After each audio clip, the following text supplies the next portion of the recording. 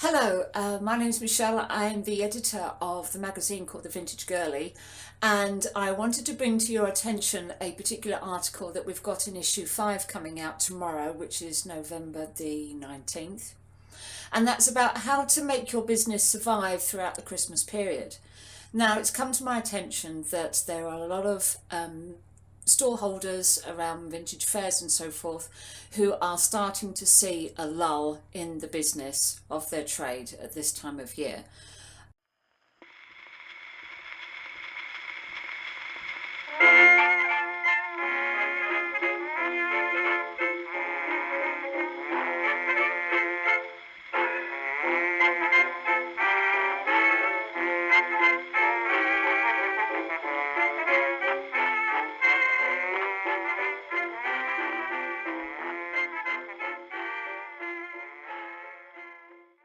A friend of mine said to me at the beginning of last week that she feels that the market is now saturated, which means that for the first time as a vintage market trader, we are going to be in for a pretty rough Christmas. So in issue 5 this week, that's coming out tomorrow, bit of a plug there, but I do insist that you read the magazine anyway, because a lot of it is about how to survive as a trader in this industry that has now exploded that we call vintage. I offer some very, very useful tips about how to get on better throughout the Christmas. And yes, while there is a lull in your trade, also use the time to take stock and put together some very strong objectives as to what you want out of the following year.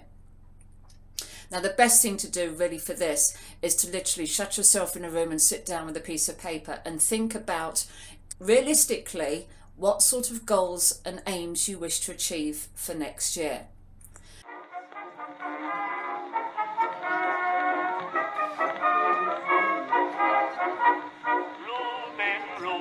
I've been thinking that his wife is here. Now that all is peaceful and calm, the boys will soon be back on the farm. Mr. Reuben started winking and slowly rubbed his chin.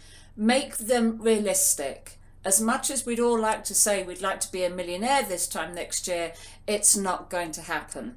Think about things that you can realistically achieve and be daring. Put timescales to them. Say that you want to open up a bigger stall by Easter, say. You want to actually get involved with more festivals because you think that you might be able to get some trade better that way. Try and spread your market as well. I know a lot of the time we do try and stick to markets where they are close to where we live.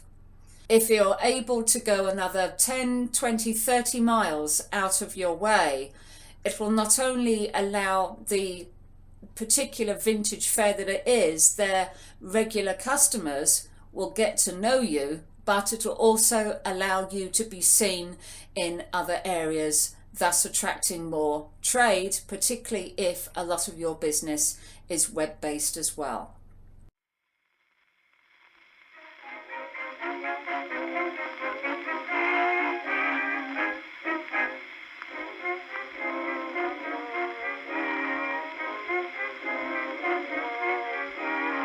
Girls, you keep single, that's if you were wise. Men are the spiders and you are the flies. If you knew as much about men as I know, you wouldn't run after and... Try and stick to places like Etsy. So I would try and stick with this. If you try and spread yourself too thinly, what you'll end up doing is you'll have a whole host of your time throughout the week where you are constantly updating various websites with your stock, keeping an eye on flow and what's selling, what isn't selling. Try and keep the business simple. If you haven't already started a spreadsheet, or if you're not too computer savvy, a piece of paper where you're writing down where you're selling to, it's a very good idea to get something like a map. It could be of your area, or if you're really confident, get one of the UK and get some coloured pins, drawing pins, where you can mark out where your best sales have been and so on, thus enabling you to think more about targeting specific areas and specific types of customer, so you're more likely to attract sales. Anyway, just a little heads up as what's coming up in issue 5. We've got an excellent article about American Graffiti, which is the cult film in 1973. We've also got articles about Liana Haynes, who is an up-and-coming singer, 40s and 50s and 60s singer, who is on the circuit now, so look out for her. And 2 feature films from Shirley Temple and lots of other bits and pieces, articles, things for you to get involved in. So we really, really hope that you enjoy issue 5. Yes, we will be working over Christmas. We will have issue 6 that's coming out in December the 17th, I believe, off the top of my head. So we're going to start working for that very soon. So from me and all the other volunteers and writers who helped to put the issue together, thank you very much. Find the magazine at the website, which is about to come up on your screens below. And I wish you all a Merry Christmas, but there will be another issue coming out before Christmas. Okay, thanks and bye for now.